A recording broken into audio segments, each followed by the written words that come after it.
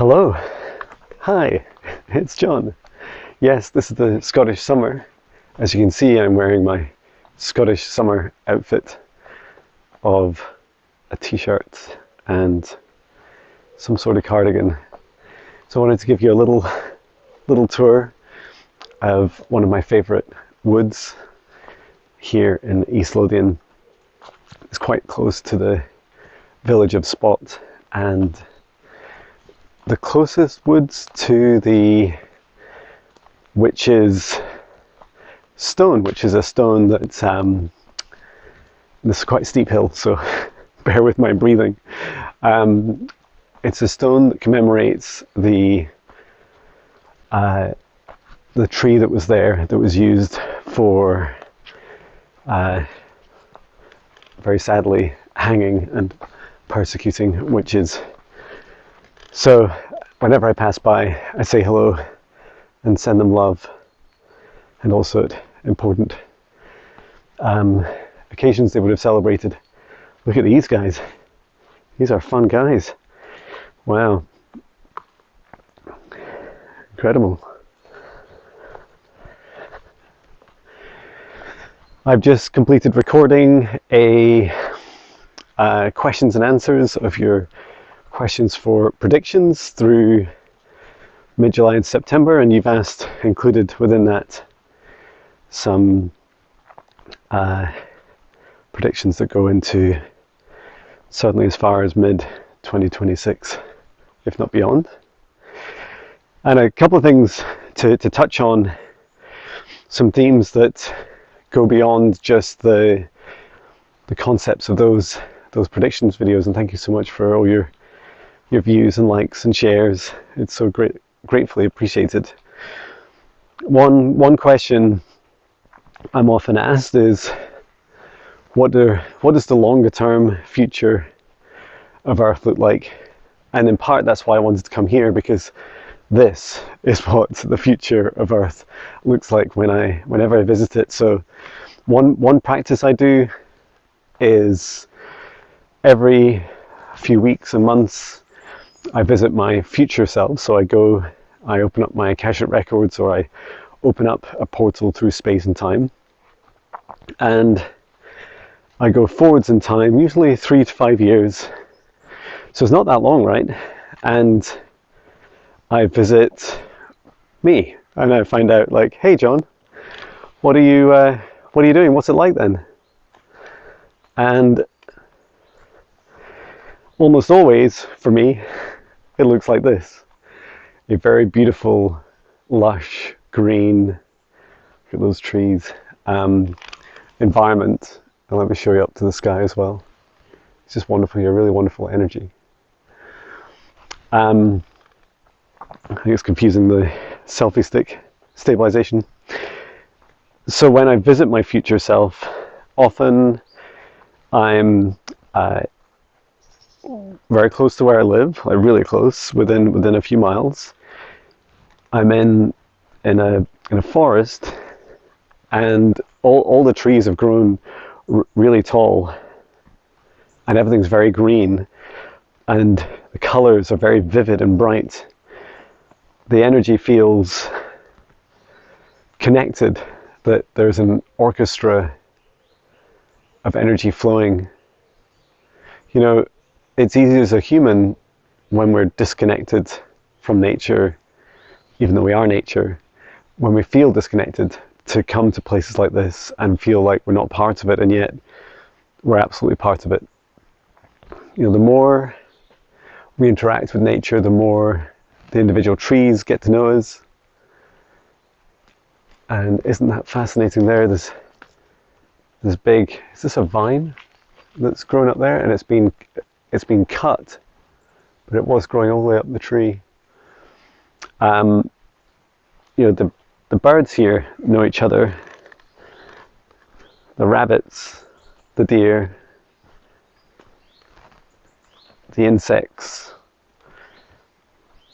all of the space around us, and all the living things. It's really everything's living, including the stones and rocks. Everything knows each other. And when you connect in at these higher frequencies, when you open up your heart to them and you feel into this nature around you, you begin to realize that they're all singing together, that they're talking with each other. This is why birds sing in the morning. They sing to wake up the plants. They help open up the very pores, like on the pores of your skin. They're not called that on leaves, right? But similar to ours. I think that's really wonderful, is that, birds singing to plants helps open them up for the day. Do you feel the birds are also singing to your heart, that they're helping open up your heart as well? I feel that's a really beautiful experience or concept to feel into. Next time a bird's singing to you, ask your heart, what's the bird saying? These birds here, I feel in my heart just now, are they're keeping a little bit of a distance from me since I'm recording and talking, and they are celebrating the day, and they are chatting a little bit with each other, and also a bit about what's going on in these woods. The birds often, where I live, the birds around my home, often their nickname for me is busy ant. They see me always busy, always doing something, and I think that's really funny. It's a very humbling and an experience that puts you in a lot of clear perspective. And we're about to cross a little road, and then we'll go into the main part of the woods, and it gets even more magical the more we go in. The other aspects of Earth that I see, and just expanding out that in the future, that experience is that as we open our hearts, as we reconnect more with Earth, that we begin to remember our true origins. More will be coming out about that this year. I was sharing a lot from last week, visiting the 5,000-year-old sites, stone circles and giant standing stones and prehistoric villages of Orkney, the very north of Scotland. Those islands, they're so magical that we're going to start to begin to remember.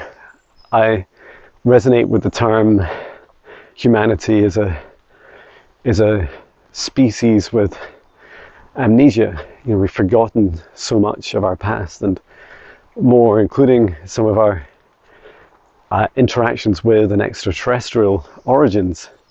We'll begin to learn more. It's important that we feel connected with Earth. Earth is our future, and it's all the work that you're doing on yourself within and helping yourself reconnect with Earth that helps all of humanity connect and reconnect and commune and attune with. And we make such key decisions, right? We make decisions where what we do in our day-to-day lives affects these very places, the nature around us. So that's important to acknowledge as well. Every decision we make. Come on, Patch. He loves sniffing around here. Come on, buddy. Across the world, I see in the next 5 years that we become, so if I talk more about kind of a destination, if you like, as a snapshot in time at the end of 5 years, I see as living more as families and extended tribes and communities, and less obsessed about country borders, although they'll still exist in some respects, and continents, of course. 5 years is just a very short space of time, and that transformation will still be underway, but we'll begin to get more and more of a feeling about the direction that we want to go. and understanding about what's truly possible, we'll also get more comfortable with the true nature of human nature. And, one aspect we've already learned is that humanity is very capable of disconnecting itself from the love for each other when we're at war with each other, or where we're stealing from each other or enslaving each other. And we'll begin to see great value in connecting more with each other and seeing and feeling the similarities between all of us. We all have hearts, we all bleed red, we all have the capability to love, we all have loved ones, we all have families, we're all born on earth, we all have these beautiful things in common that define us as a human race. A little bit of blue sky coming up. So encouraging you to do that now. What you do now in your heart is beginning to see that more and more that these atrocities we see across the world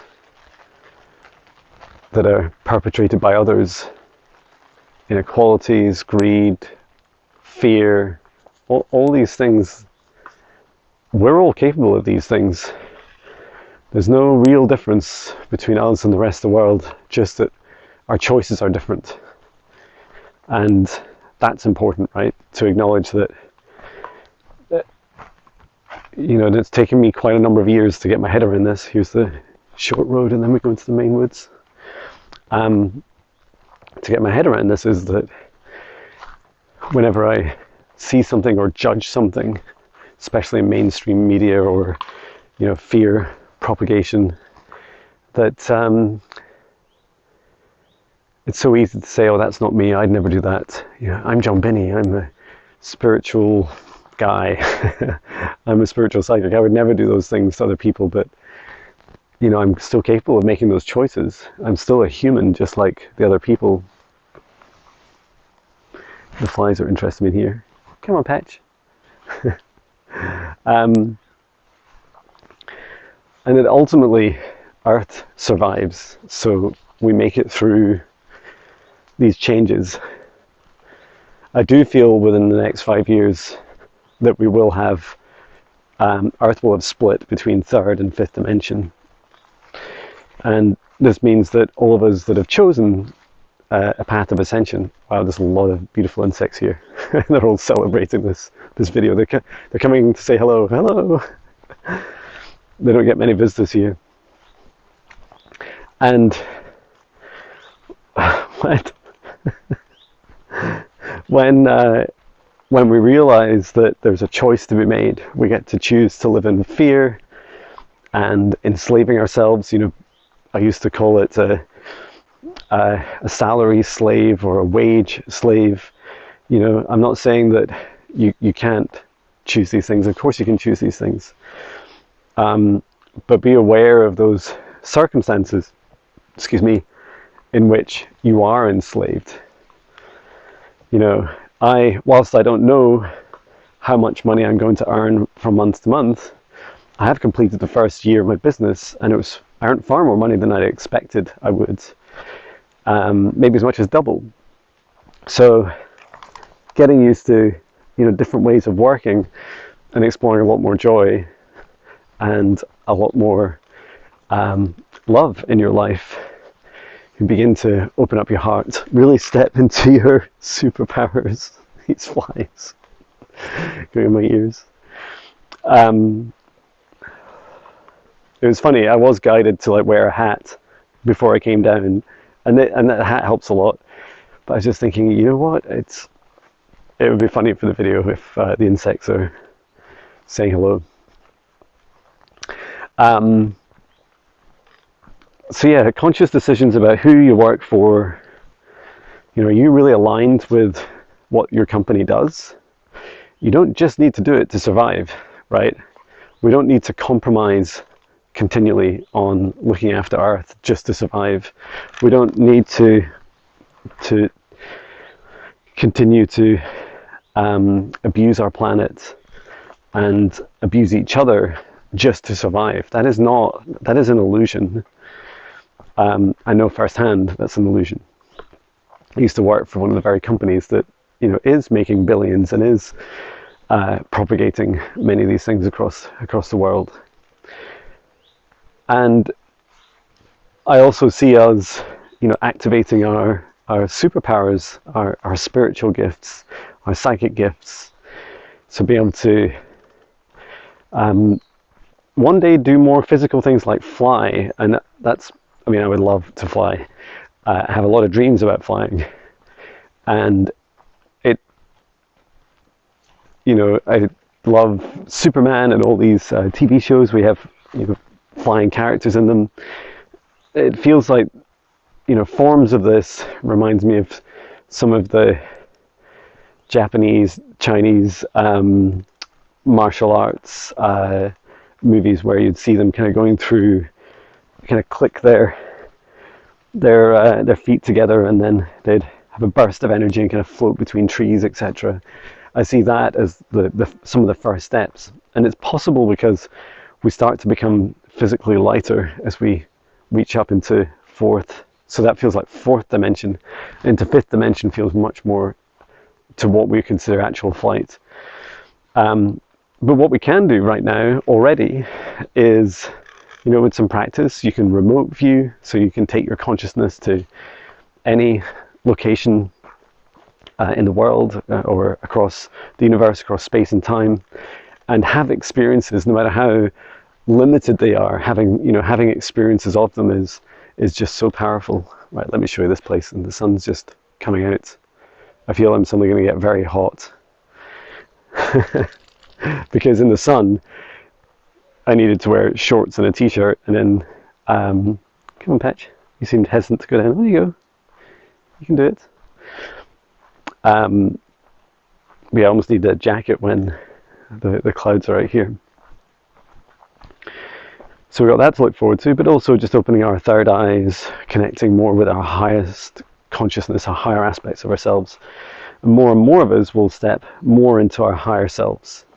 And by your higher self, I mean the highest human aspect of you, this closest or beyond ascended master within you. This is part of you, and it exists energetically above your crown chakra, so above your head.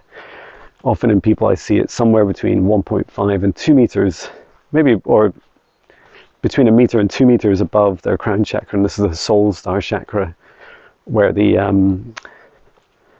higher self primarily exists. And I feel that gap for me between the two, between Jon and my higher self, is really close now. There's very little gap between them, and I'm not always there, right? I'm not always in super happy, high vibration Jon, but the more time, oh my god, that would have made for a very funny video.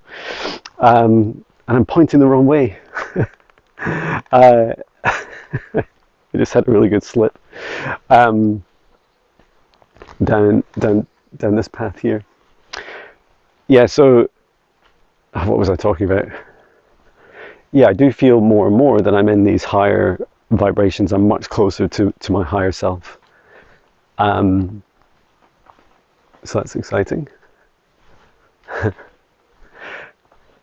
was going to sing a little here, which I thought would be lovely. Let's try some light language. So this is the area that I remember past lives in.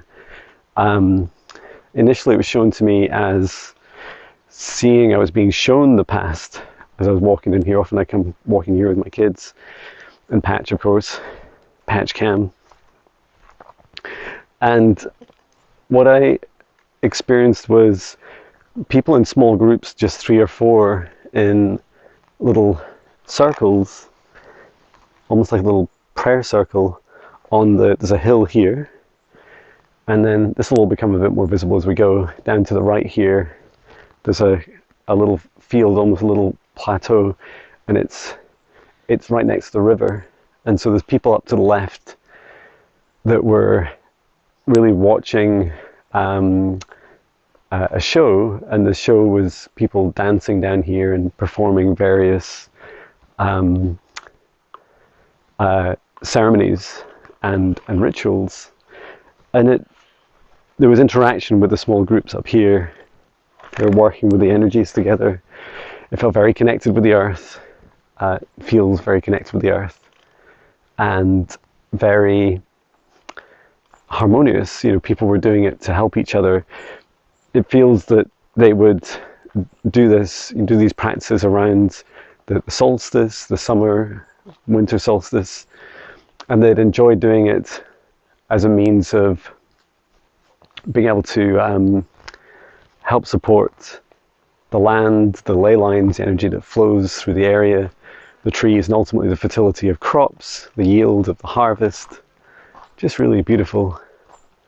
So yeah, this is where I saw them sat on these areas. Let me just say hello to them across space and time. Ordama inekra usoromo tokomua. I return here. Do you remember me, dear souls?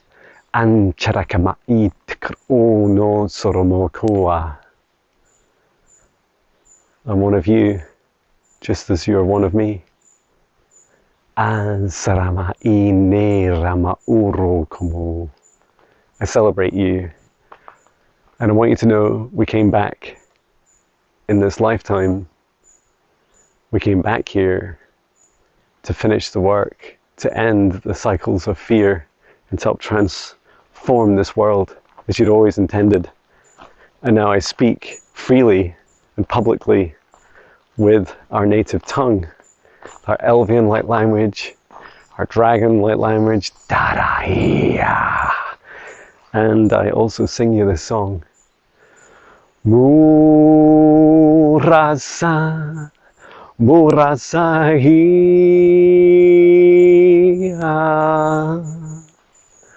Murahiya,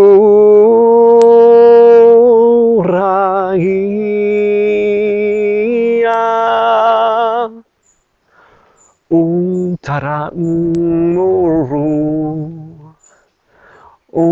Taramuru,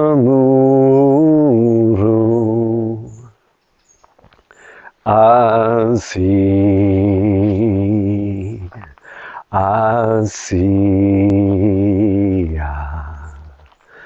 Muru Santaraiya,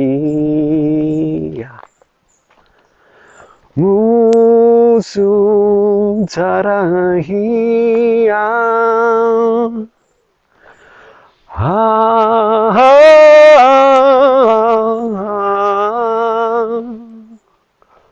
Uramasiya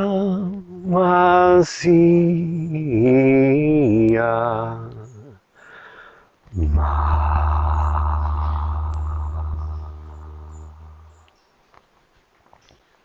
Wow, thank you. I feel like they're clapping. Thank you, everyone. Wow, just really magical and beautiful. And there's some actually, I thought it was some crows. It's I know what you are. You're a squirrel making that noise. I was going to make a crow impression, my crow sound.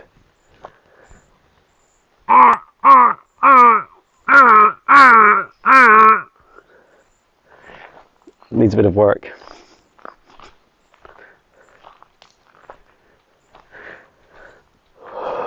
So more and more of our past will be revealed to us. And as I heard in today's predictions videos, more will be surfing itself from beneath our feet. Just a few days ago, they discovered very large Roman sandals in England. And their guess is that the people that wore them, Romans or otherwise, were 7+ tall. And whilst I'm not saying that suddenly there's evidence, clear proof of giants, these are just examples of more things coming to the surface, and more about our sacred sites. I'm also really fascinated by sites such as Skinwalker Ranch, because it is an interdimensional portal the bubble, as they call it, used to call it the dome and call it the bubble now, has a large portal through into the fourth dimension. And what's very clear is no one's really sure how to measure these things, but you can measure the presence of it for sure. And the behaviors are very erratic. And also the portal itself has a degree of sentience. I'm just going to unzip this in case it's suddenly very loud. So, you know, more and more evidence will be discovered there, which is really cool. Come on, Patch. And, you know, a lot of you've also been asking about how do you ascend into higher dimensions. So how do you get up into the, you know, from third into fourth and fifth dimension? How do you choose a better world? How do you help create a better world? And simply, it's all within you. It's all about your heart and you working on your fears, facing your fears, decluttering your life, working through everything that's holding you back, letting go of the things that don't serve you, and ultimately creating strong sovereign boundaries around yourself and opening up your heart, opening up your big, beautiful heart to accept all of what you desire from this new world we're co-creating. So this includes having a big open heart like I have just now, even coming out in your lunch break, even though I guess I don't technically have a specific time for a lunch break. I just decide when I want to have lunch since I work for myself. And you know, for me, I do all this through a daily meditation practice. At least once a week I'm facing fears. One of them I'm doing right now, walking around with a selfie stick, vlogging, singing in the forest. You know, please, I did share Chloe Rose's fantastic singing in some dragon light language, and I know that it was a fear for her to do, and you know, she's another person leading by example. It doesn't matter what your fear is. It doesn't matter if it's touching balloons or being near spiders or whatever your fear is. Just facing a fear a little bit more each day, each week. You know, take one step at a time that you're comfortable taking. And with our open hearts, we will find it much easier to do things like meditate and access our superpowers, our psychic capabilities. You know, if your heart's closed and in fear, it's really hard to think, right? It's really hard to do complex maths if you feel your life is under threat. And it's the same with opening up your third eye, opening up your crown chakra to connect with your spirit guides, and also to access these high vibrations. And one thing I did tangibly when I started meditating each day in 2017 is I was still working full-time at Amazon as a senior manager. And I should record this because there's a high chance I might fall. Okay, Patch, wait for me, don't pull me.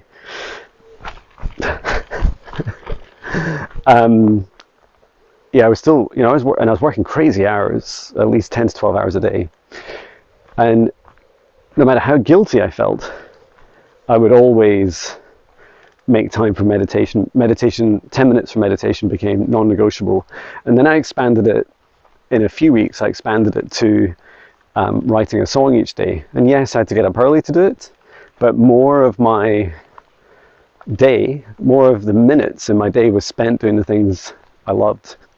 And that's true today. You know, for example, my music still gets much less views than any of my other work. I just love it so much. It fills my heart with such joy. It doesn't matter that, you know, whether people like it or not. I love it. I love creating music. I love the way it makes me feel, and I love the way I can express messages from my guides in something beyond words. And I love, you know, all the other things, doing quantum psychic healing for people, past lives, helping, you know, create meditations. So have a think about the non-negotiable things in your life that you would like to really enforce and stick to Movement is fantastic, as we heard in my meditation message today. Like moving your energy, making sure everything's unblocked. Someone said in the comments they do Tai Chi, which is fantastic. Dance each morning.